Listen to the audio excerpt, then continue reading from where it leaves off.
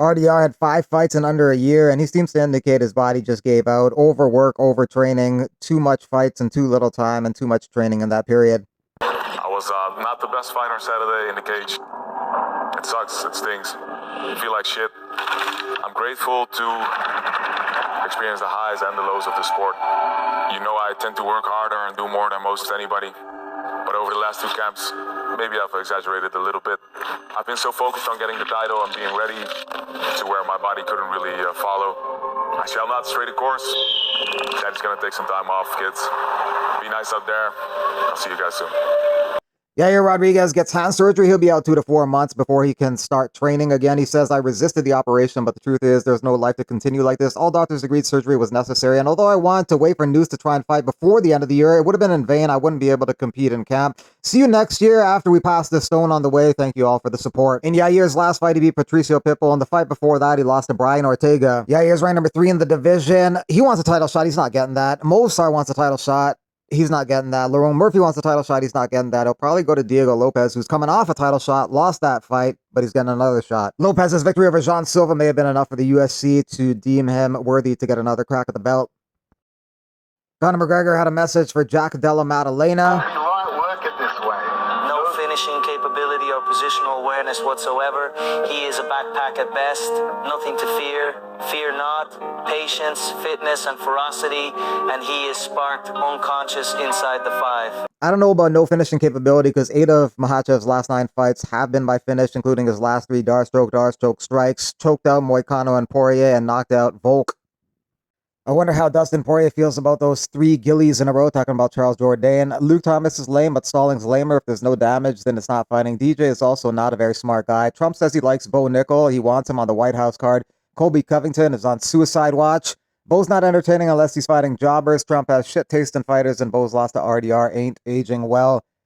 We don't need Bo Nickel on that White House card. If you're putting together the best fights with the best fighters, you don't really need to throw Bo Nickel in that category. Tom Aspinall says that Alexander Volkov is 6'9", not 6'7", but Volkov maintains that he's 6'7". If Volkov beats Almeida Saturday night, he'll get the next title shot against either Aspinall or Gane. Volkov got screwed in this whole situation because most agree that he beat Cyril Gane, and he should be fighting for the belt on Saturday night. But if he beats Almeida, he will get that shot. It's a tough fight to call, competitive fight. Almeida has solid takedowns and a great ground game, but Volkov has made a lot of improvements in his game. He was really good before, and he's even better now. It's going to be a tough fight to call. Volkov has shown great promise as an underdog in his last 2 fights against Pavlovich and Gane. He's a slight underdog again in this one. We'll see how he performs Saturday night. Tom Aspinall was joking that he wants to win his fight with Cyril Gane in the main event Saturday via split decision. It will be curious, though, if this fight happens to go the distance, because Tom's never even been to the 3rd round. Almost all his UFC fights end in just over a minute, so if he doesn't get a finish in round 1 and 2, it'll be very curious to see how he does in 3, 4, and 5. Championship rounds, that's something Gane has a lot of experience in. He's gone the full 25 3 times. He's gone 5 rounds with dangerous guys like Francis Ngannou, so nothing Tom is going to do is going to scare him. When you fight a guy like Ngannou, that's about as scary as it gets. So the first couple rounds will be very interesting because Aspinall's such a big finishing threat, and the next 3 will be curious if it goes that far to see how he does later on. Aspinall performs. So the first couple rounds will be very interesting because Aspinall's an incredible finishing threat. After that, it's going to be curious to see how Aspinall performs going into 3, 4, and 5 if it goes that late. Cyril Gane via decision might be an interesting bet. He has that experience going late. Maybe Aspinall's finishing threat declines after 7 minutes, but ultimately I got to pick Aspinall to win on the ground, maybe TKO or submission. I think his ground game is so much better than Gane that I'll go with submission by Aspinall. I just didn't like the way that Ngannou was able to just take down and hold on down Gane. He looked like Khabib in that fight, and Volkov was even able to hold down Gane in his last fight, and I think Aspinall is at a much higher level on the ground than both those two. Well, Aspinall jokes he's going to win by split decision. Cyril Gane actually thinks he is going to win by decision. That's what he thinks is going to happen. He thinks he's going to outpoint Aspinall. Yeah, as I just said, we're going for a 5-round split decision, close fight win. Jab, just jabs, like just jabbing your way to win. Crowd will be booing after a couple of minutes and just maintain that slow pace for 5 rounds. Usual, Cyril predict win by decision. Samesies. Yeah. Yes. What's your prediction? Yours? Same. Yeah, split decision win, but in my favour. And no worries to go in the second, 3rd round. You have you trained a lot. Like, no. I get 2 minutes in, I get really tired. So it's going to be just me just not doing much for the next 4.5. Mackenzie Dern explains what she meant by saying she wasn't ready to fight Zhang Weili. She says, to fight her, I want time to study and train for her. I wouldn't want to fight Weili on 2 months' notice. I'm saying if I had a choice, I prefer to fight Virna, who I've beaten before. Zhang Weili would likely run through Dern and Janjidoba easily on the same night. So this fight Saturday night is for the silver medal in the strawweight division, but they get the gold belt at the end of it because Weili dropped that belt to pursue bigger things in a bigger weight class, 125, taking on Valentina Shevchenko next month for the flyweight title. But this Saturday night, a new champ is crowned at strawweight. The strawweight division a little bit cooked right now. There's no one really on the horizon who's some great contender. It's this title fight, and then the next two people are Suarez and Yan. These are Weili Zhang's daughters, so it's not very competitive and interesting at the top right now. Number 14 ranked Alexia Thainara could be an interesting prospect in the future. She's won 9 in a row. She's 14-1, 2 wins in the UFC. She's very big, strong, and physical for the weight class.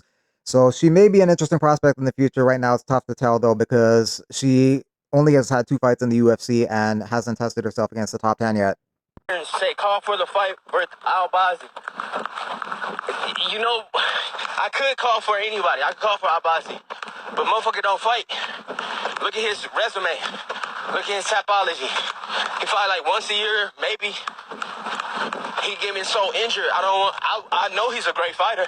I know it's a great fight. But why would I like call for something that history has shown us won't happen? You know, I want to fight somebody that I know is going to show up. You know, when I sign that dotted line, I want to sign up to fight somebody and then the fight fall out, and then I end up fighting a random motherfucker on a week's notice. I will, but I don't want to. You know, it got to have meaning. Got to have purpose right now. A purposeful step. Now, I would love to fight Albazi. I'll commit to that. But will his body commit to that? Will his body be able to make it through a camp? I don't know. You know, he's a great fighter. Can't fuck with me. He's a great fighter. Phil Rowe, he fighting in Atlanta November 1st. Coming up. I mean, Vegas. November 1st coming up. Phil Rowe about to go out here and fight this guy. Another Asian guy. Good striker. Supposed to be a good striker. I think Phil gonna put a clinic on him. Gonna touch that boy up. I don't think it's gonna be close. Heavyweights who were on the sauce. Oh, okay. And once they got to the UFC, I had to stop so they look completely different. I'm not saying that all the regional guys be on sauce, because it will come up.